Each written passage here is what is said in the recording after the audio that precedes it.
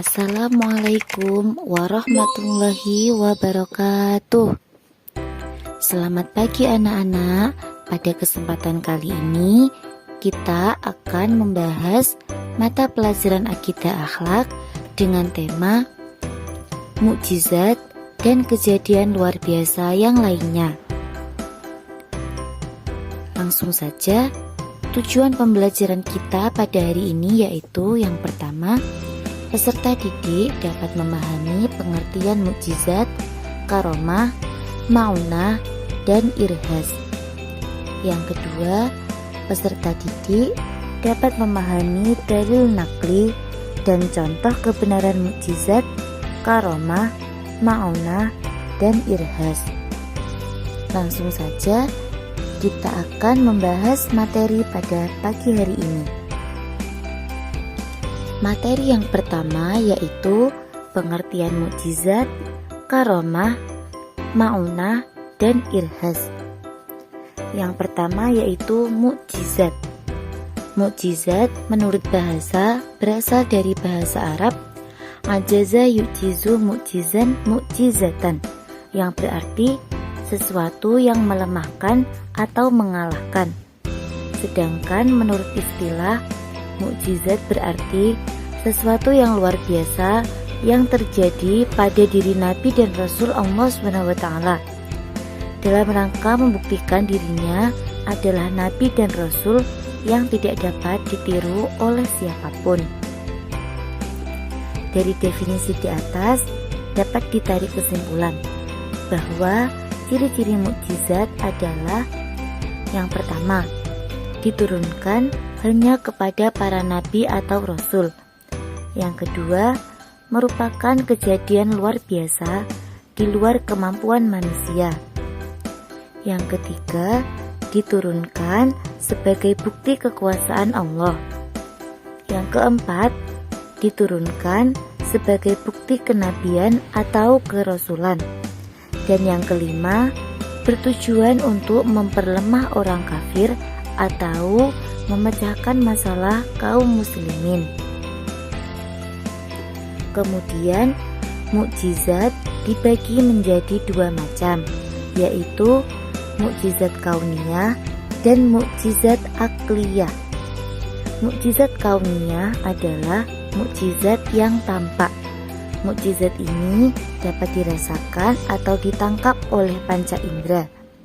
Mukjizat kauniyah disebut juga mukjizat terbatas, yang artinya di luar kemampuan manusia, terjadi hanya sekali dalam satu tempat, tidak bisa diulang dan tidak bisa dipelajari. Contohnya yaitu mukjizat Nabi Isa yang dapat menghidupkan orang mati dengan izin Allah SWT. Nah, kemudian mukjizat akliyah yaitu mukjizat yang hanya dapat difahami oleh akal pikiran. Ciri khusus mukjizat ini yaitu berlaku universal atau sepanjang masa dan dapat difahami dengan akal pikiran. Contohnya, Al-Quran memiliki keistimewaan, yaitu kandungannya yang luar biasa, susunan sastra yang indah, dan akan tetap terjaga sepanjang masa. Kemudian, pengertian kejadian-kejadian luar biasa selain mukjizat. Selain mukjizat, ada juga kejadian luar biasa yang harus kita pahami. Di antaranya adalah yang pertama, karomah. Karomah adalah kejadian luar biasa yang dianugerahkan Allah kepada seseorang yang soleh dan taat kepadanya. Jadi, karomah hanya diberikan kepada hamba-hamba pilihan Allah, termasuk waliullah atau kekasih Allah.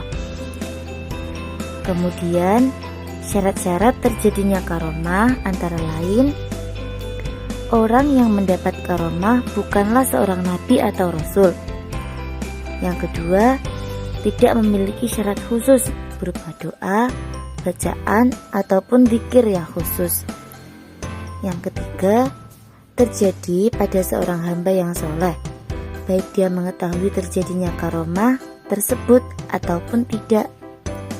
Kemudian yang keempat, karomah bertujuan menguatkan keimanan dan keislaman orang yang mendapat karomah tersebut. Dan yang kelima, diberikan Allah kepada hamba-hambanya yang benar-benar beriman serta bertakwa kepadanya. Kemudian pengertian dari irhas. Irhas adalah kejadian atau hal-hal yang istimewa yang terjadi pada diri calon rasul. Irhas terjadi sebelum seorang rasul dinyatakan kerasulannya oleh Allah Subhanahu wa taala. Kemudian yang terakhir yaitu ma'unah. Ma'unah adalah kemampuan luar biasa yang diberikan Allah kepada seorang mukmin untuk menguasai. Kemudian yang terakhir yaitu ma'unah. Ma'unah adalah kemampuan luar biasa yang diberikan Allah kepada seorang mukmin untuk mengatasi suatu kesulitan. Ma'unah terjadi pada orang biasa berkat pertolongan Allah. Kemudian materi yang selanjutnya yaitu dalil nakli dan contoh kebenaran mukjizat, karomah, ma'unah, dan irhas. Banyak sekali peristiwa luar biasa yang terjadi pada para rasul berupa mukjizat, juga kepada orang-orang pilihan Allah yang berupa karomah, irhas, dan juga ma'unah. Antara lain, yang pertama yaitu beberapa bukti dan contoh mukjizat para rasul. Yang pertama yaitu mukjizat Nabi Ibrahim alaihi salam. Nabi Ibrahim termasuk rasul ulul azmi dan rasul yang diberikan suhuf oleh Allah. Ia lahir di tengah-tengah kaumnya yang menyembah berhala. Bahkan ayahnya yang bernama Azar adalah seorang pembuat berhala itu. Untuk membekali kerasulannya, maka Nabi Ibrahim diberikan mukjizat oleh Allah yang antara lain, yang pertama, selamat dari api yang menyala-nyala. Kemudian yang kedua, doa Nabi Ibrahim yaitu Kemudian yang kedua, doa Nabi Ibrahim mustajabah, yaitu Ibrahim memohon kepada Allah agar sebagian besar keturunan Ibrahim adalah orang-orang yang soleh. Negeri Mekah dan sekitarnya menjadi kota yang barokah dan tercukupi dari makanan dan buah-buahan. Yang ketiga, mimpi yang benar untuk menyembelih putranya Ismail. Kemudian mukjizat Nabi Musa alaihi salam. Nabi Musa adalah salah satu nabi yang termasuk ulul azmi dan diberikan suhuf dan juga kitab Taurat. Ia lahir di tengah penderitaan kaumnya Bani Israel dalam perbudakan Raja Fir'aun yang mengangkat dirinya menjadi Tuhan negeri Mesir. Musa diangkat menjadi rasul setelah menerima wahyu di lembah Sinai selama 40 malam dengan bukti adanya kitab Taurat dan juga suhuf Nabi Musa. Nabi Musa memimpin perjalanan pelarian kaum Bani Israel dari Mesir ke negeri asalnya, yaitu Palestina, setelah melewati rangkaian peristiwa-peristiwa besar. Peristiwa-peristiwa tersebut menjadi mukjizat Nabi Musa, yang antara lain, yang pertama, Nabi Musa selamat dari pembunuhan Fir'aun setelah tongkatnya dengan izin Allah menjadi ular besar yang memakan seluruh ular sihir Fir'aun. Yang kedua, Nabi Musa dan bangsa Israel dalam perjalanan ke pelarian ke Palestina selalu dinaungi awan yang teduh dan diberi rizki berupa burung salwa dan buah manna. Kemudian Nabi Musa dapat melewati Laut Merah dengan cara memukulkan tongkatnya, sehingga terbentang jalan di tengah-tengah laut tersebut. Kemudian yang selanjutnya, dengan izin Allah, Nabi Musa dapat menghidupkan orang mati. Kemudian mukjizat Nabi Musa yang terakhir, yaitu dengan tongkatnya ia memukul batu sehingga memancarlah 12 mata air yang mencukupi kebutuhan air 12 suku yang dipimpinnya. Kemudian mukjizat Nabi Muhammad SAW. Nabi Muhammad adalah nabi yang terakhir. Kabar kelahiran Nabi Muhammad telah diberitakan dalam kitab-kitab suci sebelumnya, seperti dalam kitab Taurat, Zabur, dan juga Injil. Nabi Muhammad adalah seorang rasul yang mempunyai kedudukan multi kompleks. Nabi Muhammad yaitu sebagai rasul, pemimpin agama, pemimpin negara atau masyarakat, pemimpin keluarga, dan juga pribadi yang teladan. Kemudian mukjizat Nabi Muhammad SAW antara lain, yang pertama Al-Quran,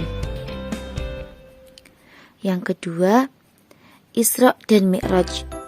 Nabi Muhammad melakukan Isra dari Masjidil Haram di kota Mekah ke Baitul Maqdis di Palestina, dan Mi'raj dari Baitul Maqdis ke Sidratul Muntaha dalam waktu kurang dari 1 malam. Sahabat yang membenarkannya adalah Abu Bakar As-Siddiq. Kemudian yang ketiga, mengetahui hal-hal yang akan terjadi dengan izin Allah SWT. Yang keempat, dari jarinya Nabi keluar air bersih yang dapat mencukupi kebutuhan minum orang banyak. Dan yang terakhir, dapat membelah bulan. Nah, itulah mukjizat yang dimiliki para nabi dan rasul. Demikian yang dapat Ibu sampaikan. Kurang lebihnya mohon maaf. Semoga ilmu yang sedikit ini bisa memberikan manfaat dan barokah kepada kita semua. Amin amin ya rabbal alamin. Sekian, walafu minkum. Assalamualaikum warahmatullahi wabarakatuh.